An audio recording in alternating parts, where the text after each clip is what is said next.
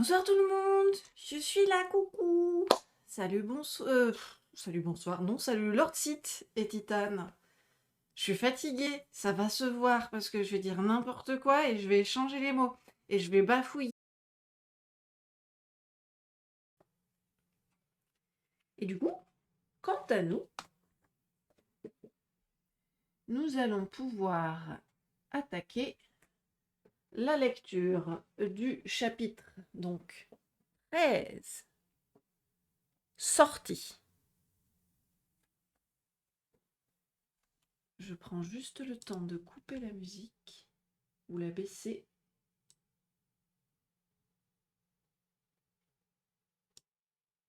Comme ça, c'est bien. Et on est parti. Cependant, les nains étaient assis dans les ténèbres, et le silence s'établit autour d'eux. Ils mangèrent peu et parlèrent peu.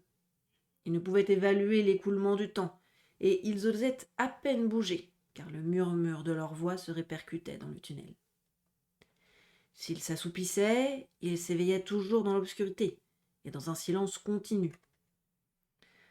Enfin, après des jours et des jours d'attente, à ce qu'il leur semblait, commençant à étouffer et à être étourdis par le manque d'air, ils ne purent plus supporter leur situation. Ils auraient presque accueilli avec joie le bruit du retour du dragon en bas. Dans le silence, ils redoutaient quelque ruse diabolique de sa part, mais ils ne pouvaient rester là éternellement. Thorin parla. « Essayons la porte, dit-il. Il faut que je sente bientôt le vent sur ma figure, sans quoi je vais mourir. Je crois que j'aimerais encore mieux être réduit en miettes par Smaug, en plein air, que de continuer à suffoquer ici. »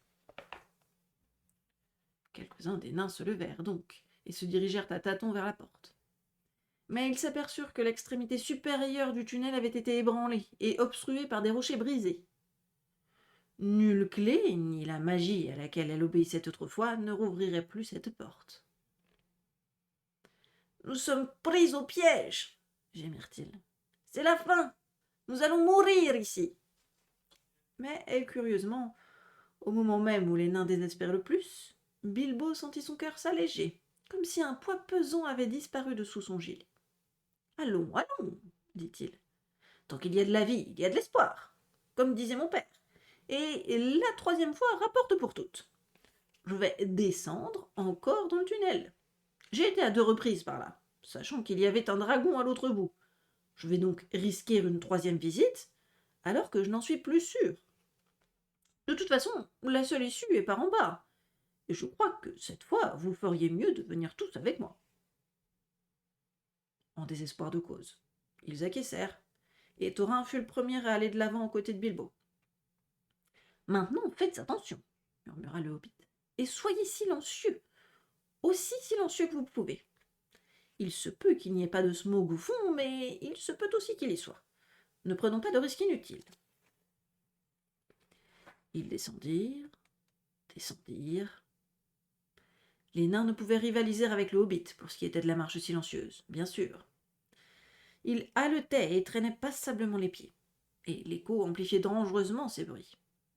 Mais bien que dans sa crainte, Bilbo s'arrêta de temps à autre pour prêter l'oreille, pas un mouvement ne se faisait entendre en bas.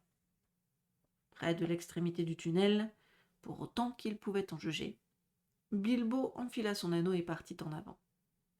Mais cette précaution n'était pas nécessaire. Les ténèbres étaient complètes, et ils étaient tous invisibles, avec ou sans anneau. En fait, il faisait si noir que le hobbit arriva à l'ouverture à l'improviste, posa la main dans le vide, trébucha en avant et roula tête la première dans la salle. Il resta étendu là, le visage contre terre, n'osant se relever ni même respirer. Mais rien ne bougea. Il n'y eut pas un rayon de lumière, si ce n'est, lui sembla-t-il, quand enfin il leva lentement la tête, une pâle lueur blanche au-dessus de lui, et très loin dans l'obscurité. Mais ce n'était certainement pas une étincelle du feu du dragon, encore que l'odeur de verre fût lourde à cet endroit, et qu'il eût sur la langue le goût de la vapeur. Finalement, M. Baggins ne put le supporter plus longtemps. « Que le diable t'emporte, Smaug, espèce de verre !» rugit-il tout haut. « Cesse de jouer à cache-cache. Donne-moi de la lumière et puis mange-moi si tu peux m'attraper. » De faibles échos coururent autour de la salle invisible, mais il n'y eut pas de réponse. Bilbo se releva et s'aperçut qu'il ne savait pas dans quelle direction se tourner. « Je me demande quel diable de jeu joue Smaug, se dit-il. Il n'est pas chez lui aujourd'hui. Ou ce soir, pour ce que j'en sais. Je le crois. Si Oin et Gloin n'ont pas perdu leur briquet, peut-être pourrons-nous avoir un peu de lumière et examiner les lieux avant que la chance ne tourne. »« De la lumière !» cria-t-il. « Quelqu'un peut-il faire de la lumière ?» Les nains avaient été naturellement très effrayés quand Bilbo avait trébuché sur la marche et était tombé avec un coup sourd dans la salle. Et ils étaient restés serrés les uns contre les autres, là même où il les avait laissés au bout du tunnel. « Sst ! Sst !» sifflèrent-ils en entendant sa voix. Et, bien que cela aidât le hobbit à découvrir où ils étaient, il resta un moment sans obtenir d'autres secours. Mais enfin, quand Bilbo se mit à trépigner en criant « De la lumière !» de sa voix la plus aiguë, Thorin céda et renvoya Oin et Gloin chercher leur briquet en haut du tunnel. Après quelque temps, une lueur clignotante annonça leur retour. Oin tenait une petite torche de pain et Gloin portait sous le bras un briquet de réserve. Bilbo trotta vivement jusqu'à la porte et prit la torche, mais il ne put persuader les nains d'allumer les autres, non plus que de venir encore le rejoindre.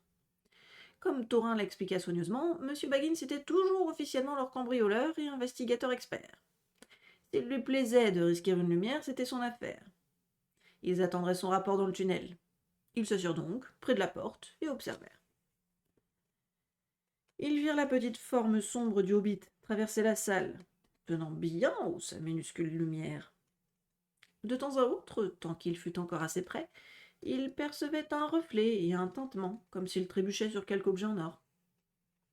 La lumière diminua, comme il s'éloignait dans la vaste salle, puis elle commença de s'élever en dansant dans les airs. Bilbo escaladait le grand monceau du trésor. Il fut bientôt debout sur le sommet, et il poursuivit son chemin. Ils le virent alors s'arrêter et se baisser un moment, mais ils en ignoraient la raison. C'était l'Arkenstone, le cœur de la montagne. Bilbo le devina d'après la description de Thorin. Mais en vérité, il ne pouvait exister deux joyaux pareils, même dans un entassement aussi prodigieux, même dans le monde entier. Il ne pouvait exister aucun autre joyau identique.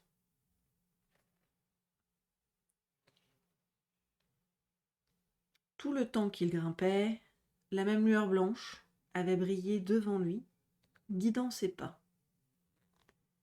Lentement, elle se mua en un petit globe de lumière blafarde. Et maintenant, comme il approchait, ce globe se teintait à la surface d'un scintillement multicolore, réfléchi de la lumière vacillante de sa torche. Enfin, il abaissa son regard sur la pierre, et il eut le souffle coupé. Le grand joyau brillait à ses pieds de sa propre lumière interne, et pourtant taillé et façonné par les nains qu'il avait sortis du cœur de la montagne, il y avait bien longtemps. Il saisissait toute la lumière qui tombait sur lui et la transformait en des milliers d'étincelles au rayonnement blanc, irisé de tous les reflets de l'arc-en-ciel. Soudain, le bras de Bilbo s'avança, attiré par l'enchantement de la pierre. Sa petite main ne pouvait se refermer dessus, car c'était une grande et lourde gemme. Mais il la souleva, ferma les yeux et la mit dans sa poche la plus profonde. « Maintenant, je suis un cambrioleur pour de vrai, » pensa-t-il. « Mais je suppose qu'il va me falloir en parler aux nains, un jour ou l'autre. Ils ont bien dit que je pourrais choisir ma propre part, et je crois que je choisirai ceci, dussent-ils même prendre tout le reste. » Il avait tout de même le désagréable sentiment que le choix qui lui avait été reconnu ne s'étendait pas à cette pierre merveilleuse, et qu'il en découlerait un jour quelques difficultés. Il repartit. Il redescendit de l'autre côté de l'amoncellement, et l'étincelle de sa torche disparut de la vue des nains qui l'observaient. Mais bientôt ils la virent de nouveau au loin. Bilbo s'éloignait sur le sol de la salle. Il poursuivit son chemin jusqu'aux grandes portes qui se trouvaient de l'autre côté. Et là, un courant d'air le rafraîchit, mais faillit en même temps éteindre sa lumière. Jetant un coup d'œil timide, il aperçut de vastes couloirs, et le pied indistinct d'un grand escalier qui montait dans l'obscurité. Mais il n'y avait toujours aucun signe ni aucun son de Smaug. Bilbo allait se retourner et revenir quand une forme noire fonça sur lui et frôla son visage. Il sursauta en poussant un cri aigu, trébucha en arrière et dégringola. Sa torche tomba, la tête en bas, et s'éteignit. « Ce n'est qu'une chauve-souris, je suppose, et j'espère, dit-il d'un ton lamentable. Mais que vais-je faire à présent? Où sont l'Est, le Sud, le Nord et l'Ouest? Dorin, Balin, Gloin, Fili, Kili, cria-t-il de toute la force de ses poumons. Mais cela ne fit l'effet que d'un tout petit son dans les vastes ténèbres. « La lumière s'est éteinte! Que quelqu'un vienne m'aider !» Pour l'instant, son courage s'était totalement évanoui. Les nains aperçurent faiblement ses cris, mais c'est tout ce qu'ils purent en discerner. Et seul le mot « aider » leur fut compréhensible. « Que diable a-t-il pu arriver ?» dit Thorin. « Ce n'est certainement pas le dragon, sans quoi il ne continuerait pas à crier. » Ils attendirent une minute, ou deux, mais il n'y eut toujours pas de bruit de dragon. On n'entendit rien, en fait, que la voix lointaine de Bilbo. « Allons, que l'un de vous prenne une autre lumière, ou plutôt deux, » ordonna Thorin. « Il semble qu'il nous faille aller à l'aide de notre cambrioleur. »« C'est bien à notre tour de l'aider, » dit Balin, « et je suis tout à fait disposé à y aller. Je pense d'ailleurs qu'il n'y a pas de danger pour l'instant. » Loin alluma plusieurs autres torches. Ils sortirent ensuite tous, un à un, et longèrent la paroi avec toute la hâte qu'ils pouvaient y mettre. Bientôt, ils rencontrèrent Bilbo qui revenait lui-même vers eux. Il avait rapidement repris ses esprits dès qu'il avait vu le scintillement de leurs torches. « Ce n'était qu'une chauve-souris et une torche lâchée, rien de plus, » dit-il en réponse à leurs questions. Malgré leur grand soulagement, ils eurent tendance à bougonner pour leur peur inutile, mais je me demande ce qu'ils auraient dit s'ils leur avaient parlé à ce moment-là de l'Arkenstone. Les simples aperçus fugitifs qu'ils avaient eus au passage du trésor avaient ranimé la flamme de leur cœur de nain. Et quand le cœur d'un nain, fût-il le plus respectable, est éveillé par l'or et les bijoux, ce nain-là devient soudain hardi, sinon même féroce. En fait, les nains n'avaient plus aucun besoin d'être poussés. Tous étaient maintenant avides d'explorer la salle pendant qu'ils en avaient la chance, et tout disposés à croire que, pour le moment, Smaug était absent de chez lui. Chacun saisit alors une torche allumée, et tandis qu'ils regardaient de tous leurs yeux d'abord d'un côté, puis de l'autre, ils oublièrent toute crainte et même toute prudence. Ils parlaient à voix haute et s'interpellaient bruyamment, en prenant les vieux trésors amoncelés ou pendus au mur pour les tenir à la lumière, les caresser, les palper. Fili et Kili étaient d'humeur presque joyeuse, et, trouvant pendues là de nombreuses harpes dorées, ils saisirent et pincèrent les cordes d'argent. Comme elles étaient magiques, et aussi que le dragon, s'intéressant peu à la musique, n'y avait pas touché, elles étaient toujours accordées. La sombre salle restait si longtemps silencieuse, s'emplit de musique. Mais la plupart des nains furent plus positifs. Ils rassemblèrent des joyaux et embourrèrent leurs poches, ne laissant retomber entre leurs doigts avec un soupir que ce qu'ils pouvaient emporter. Thorin ne fut pas le dernier, mais il ne cessait de chercher de tous côtés quelque chose qu'il ne pouvait trouver. C'était l'Arkenstone, mais il n'en parlait à personne. Les nains décrochèrent ensuite les murs des cottes de mailles et les armes, et ils s'armèrent. Thorin avait un aspect vraiment royal, revêtu de cottes de mailles dorées et portant, glissait dans une ceinture incrustée de pierres écarlates une hache au manche d'argent. « Monsieur Baggins, cria-t-il, voici le premier acompte sur votre récompense. Débarrassez-vous de votre vieil habit et enfilez ceci. » Sur ces mots, il mit sur Bilbo une petite cotte de mailles fabriquée il y avait bien longtemps pour quelque jeune prince elfe. Elle était faite d'acier argent, que les elfes appellent mithril, et elle s'accompagnait d'une ceinture de perles et de cristaux. Un aume de cuir ouvragé, renforcé par en dessous d'une armature d'acier et garni au bord de gemmes blanches, fut posé sur la tête du hobbit. « Je me sens magnifique, se dit-il, mais je dois aussi avoir un air assez absurde. Comme il rirait de moi là-bas sur la colline. Tout de même, j'aimerais bien avoir un miroir sous la main. » M. Baggins gardait toutefois la tête plus libre que les nains de l'ensorcellement du trésor. Bien avant que ceux-ci ne se lassent d'examiner les trésors, lui en eut assez. Il s'assit par terre et commença à se demander avec quelque nervosité comment tout cela allait se terminer. « Je donnerais bon nombre de ces précieuses coupes, pensa-t-il, pour boire seulement quelque chose de réconfortant dans un des bols en bois de Béorn. « Thorin !» appela-t-il à voix haute. « Et maintenant ? Nous sommes armés, mais à quoi a jamais servi une armure contre Smaug le terrible ? Nous n'avons pas encore regagné ce trésor. Nous ne sommes pas encore à chercher de l'or, mais un moyen de nous échapper, et nous avons déjà trop longtemps tenté la chance. »« Vous dites vrai, » répondit Thorin en reprenant ses esprits. « Partons, je vais vous guider. De 1000 ans, je ne saurais oublier les chemins de ce palais. » Il appela alors les autres, et ils se rassemblèrent. Puis, élevant leurs torches au-dessus de leur tête, ils franchirent les portes béantes, non sans jeter en arrière plus d'un regard de regret. Ils avaient recouvert leurs étincelantes cottes de mailles de leurs vieilles capes et leurs aumes brillants de leurs capuchons dépenaillés. Ils marchaient ainsi à la queue leu-leu derrière Thorin et formaient dans l'obscurité une file de petites lumières, guettant de nouveau dans la crainte toute rumeur annonciatrice de la venue du dragon.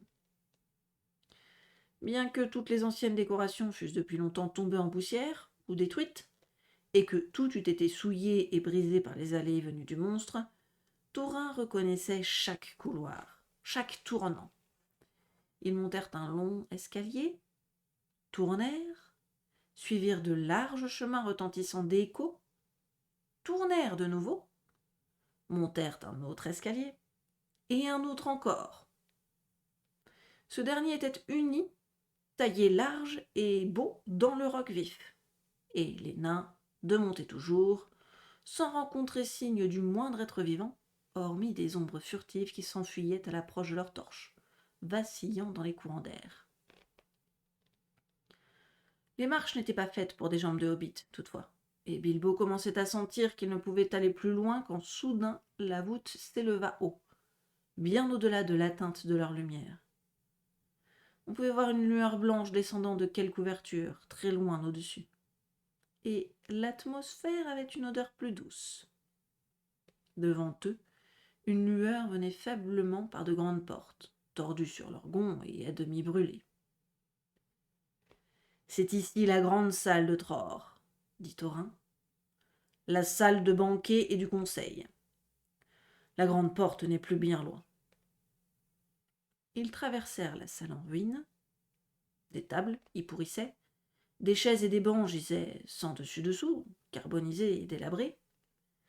Des crânes et des ossements étaient épars sur le sol, au milieu de pots à vin, de bols, de cornes à boire et de poussière. Comme il passait encore d'autres portes, à l'extrémité opposée, un bruit atteignit leurs oreilles, et la lumière grise prit soudain plus de consistance. « Voilà la source de la rivière courante, » dit Thorin. « D'ici, elle se précipite vers la porte. » D'une ouverture sombre dans une paroi de rocher sortait une eau bouillonnante, et s'écoulait en tourbillonnant par un lit étroit. L'art de mains anciennes l'avait taillé de façon à le rendre rectiligne et profond, et il était bordé d'une voie pavée de pierres assez large pour plusieurs hommes de front. Ils suivirent vivement celle-ci, et voilà qu'après un large tournant, ils se trouvèrent devant la pleine lumière du jour. En face d'eux s'élevait une haute arche qui montrait encore, en dessous, des fragments de vieux bois sculptés, tout usés, brisés en éclats et noircis. Un soleil embrumé projetait sa pâle lumière entre les bras de la montagne et des rayons d'or tombaient sur le pavement du seuil. Des chauves-souris, tirées de leur sommeil par les torches fumantes, tournoyèrent en émoi au-dessus de leur tête. Et comme ils s'élançaient à l'extérieur, leurs pieds glissèrent sur des pierres émoussées et usées par le passage du dragon. Devant eux, à présent, l'eau tombait avec bruit et descendait en écumant vers la vallée. Ils jetèrent à terre leurs pâles torches et contemplèrent le spectacle de leurs yeux éblouis. Ils étaient parvenus à la grande porte, et ils surplombaient Dale. « Eh bien, s'écria Bilbo, je ne me serais jamais attendu à regarder de cette porte vers l'extérieur. Et je n'aurais jamais cru non plus être si heureux de revoir le soleil et de sentir le vent sur ma figure. Mais, brrr, que le vent est froid !» Il l'était, ce vent aigre qui soufflait de l'est comme une menace de l'hiver approchant. Il tournoyait au-dessus et autour des bras de la montagne pour descendre jusque dans la vallée en soupirant parmi les rochers. Après le long temps passé dans les profondeurs étouffantes des cavernes hantées par le dragon, il frissonnait au soleil. Bilbo s'aperçut tout à coup qu'il n'était pas seulement fatigué, mais qu'il avait aussi très, très faim. « Il semble que la matinée soit très avancée, dit-il. Il doit donc être plus ou moins l'heure du petit déjeuner, s'il y a une possibilité de petit déjeuner. Mais je ne pense pas que le seuil de la grande porte de Smaug soit l'endroit le plus sûr pour un repas. Allons donc quelque part où nous pourrons nous installer tranquillement pour un moment. »« Vous avez tout à fait raison, dit Balin, et je crois savoir de quel côté aller. Nous devrions nous diriger vers le vieux poste de guet, à la corne sud-ouest de la montagne. »« À quelle distance est-ce » demanda le hobbit. « À 5 heures de marche, je pense. Le trajet sera rude. La route qui part de la porte, le long de la rive gauche de la rivière, paraît toute démolie. Mais regardez là-bas. La rivière décrit tout d'un coup une courbe vers l'est à travers Dale, en face des ruines de la ville. Il y avait autrefois à cet endroit un pont menant à cet escalier, lequel gravissait de façon abrupte la rive droite pour mener à une route qui allait vers Ravenhill. Un sentier part, ou en tout cas on partait, de la route et grimpe jusqu'au poste. C'est une dure escalade, même si le vieil escalier est encore là. »« Seigneur !» grogna le hobbit. « Encore de la marche et encore des escalades sans rien dans le ventre. Je me demande combien de petits déjeuners et d'autres repas nous avons sauté dans ce sale trou sans pendule, sans heure. » En fait, 2 nuits et le jour intermédiaire s'étaient écoulés. Et pas tout à fait sans nourriture, depuis que le dragon avait écrasé la porte magique. Mais Bilbo avait perdu toute notion du temps et c'eût aussi bien pu être une nuit qu'une semaine de nuit, pour autant qu'il pût en juger. « Allons, allons, dit Thorin en riant. Il commençait à retrouver son entrain et agitait les pierres précieuses dans sa poche. Ne qualifiez pas mon palais de sale trou. Attendez de le voir nettoyé et redécoré. »« Ce ne sera pas avant que Smaug ne soit mort, répliqua Bilbo d'un ton maussade. Où est-il en attendant ? Je donnerais bien un bon petit déjeuner pour le savoir. J'espère qu'il ne se trouve pas là-haut sur la montagne à nous regarder. » Cette idée troubla fortement les nains, et ils décidèrent en toute hâte que Bilbo et Balin avaient raison. « Il faut partir d'ici, » dit Dori. « J'ai l'impression que ses yeux sont fixés sur mon dos. »« C'est un lieu froid et solitaire, » dit Bombur. « Il y a peut-être à boire, mais je ne vois pas trace de nourriture. Un dragon doit toujours avoir faim dans des régions pareilles. »« Venez, venez !» crièrent les autres. « Suivons le sentier de Balin !» Sous la paroi rocheuse, vers la droite, il n'y avait aucun sentier. Ils partirent donc péniblement parmi les pierrailles sur la rive gauche de la rivière. Et le vide et la désolation ne tardèrent pas à dégriser même Thorin. Le pont dont avait parlé Balin était depuis longtemps écroulé, et la plupart des pierres n'étaient plus que de gros galets dans le cours tumultueux et peu profond de la rivière. Ils passèrent toutefois à gué sans trop de difficultés, trouvèrent l'ancien escalier, et gravirent la rive escarpée. À une petite distance, ils tombèrent sur l'ancienne route, et bientôt ils arrivèrent à un profond vallon niché dans les rochers. Ils se reposèrent là un moment, et mangèrent ce qu'ils purent comme petit déjeuner, c'est-à-dire principalement du crâme et de l'eau. Si vous voulez savoir ce qu'est le crâme, je puis seulement vous dire que je n'en connais pas la recette, mais il s'agit d'un genre de biscuit qui se conserve indéfiniment, qui est censé bien soutenir, mais qui n'est pas agréable, ne présentant d'intérêt que comme exercice de mastication. Les hommes du lac le confectionnaient pour les longs voyages. Après cela, ils repartirent. La route, quittant le bord de la rivière, se dirigea alors vers l'ouest, et le grand épaulement de l'éperon sud de la montagne se rapprocha de plus en plus. Ils atteignirent enfin le sentier qui montait en pente raide, et ils cheminèrent lourdement, l'un derrière l'autre, jusqu'au moment où ils arrivèrent finalement, tard dans l'après-midi, au haut d'une crête, d'où ils virent le soleil hivernal descendre vers l'ouest. Ils trouvèrent là un endroit plat, entouré de 3 côtés par un mur, mais borné au nord par une paroi rocheuse. Et il y avait une ouverture semblable à une porte. De cette porte, la vue s'étendait vers l'est, le sud et l'ouest. Ici, dans l'ancien temps, dit Balin, nous maintenions toujours des guetteurs, et cette porte là derrière mène à une pièce creusée dans le roc pour faire un corps de garde. Il y avait plusieurs installations semblables autour de la montagne, mais la surveillance n'était guère nécessaire du temps de notre prospérité, et peut-être donna-t-on un peu trop de confort à nos gardes, sans quoi nous aurions été avertis plus tôt de la venue du dragon, et les choses auraient pu tourner différemment. Quoi qu'il en soit, nous pouvons maintenant rester cachés et à l'abri pour quelque temps ici. C'est assez inutile si on nous avait montés, dit Dory, qui levait toujours les yeux vers le sommet de la montagne comme s'il s'attendait à y voir Smaug, perché tel un oiseau sur la flèche d'un clocher.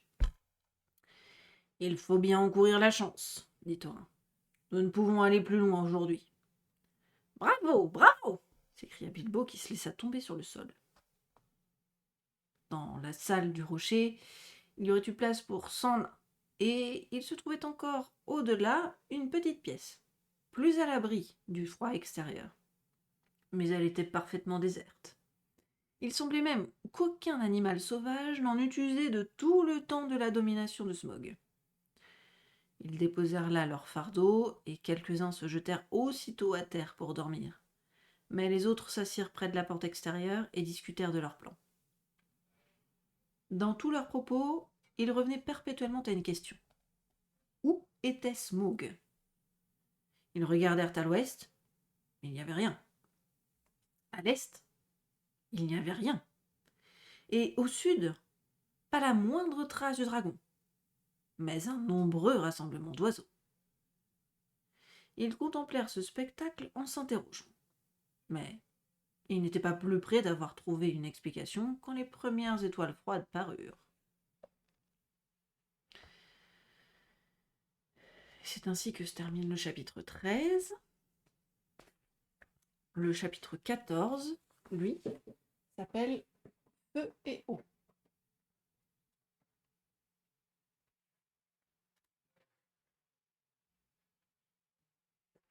Et commence ainsi. Or donc, si, comme les nains, vous désirez avoir des nouvelles de Smaug, il vous faut revenir en arrière au soir où il avait écrasé la porte et où il s'était envolé, fou de rage, 2 jours auparavant. Voilà. Comme ça, vous avez de quoi vous languir un petit peu en attendant le chapitre 14. Ce sur quoi je vais donc vous souhaiter une excellente soirée. Prenez tous bien soin de vous. Merci beaucoup pour ceux qui sont passés. Ceux qui ont lurké, qui sont restés discrètement pour soutenir sans rien dire. Et pour tous les autres, je vous fais aussi tout plein de gros bisous à tous. Je vous souhaite une très bonne soirée, une bonne nuit, et je vous dis à la prochaine.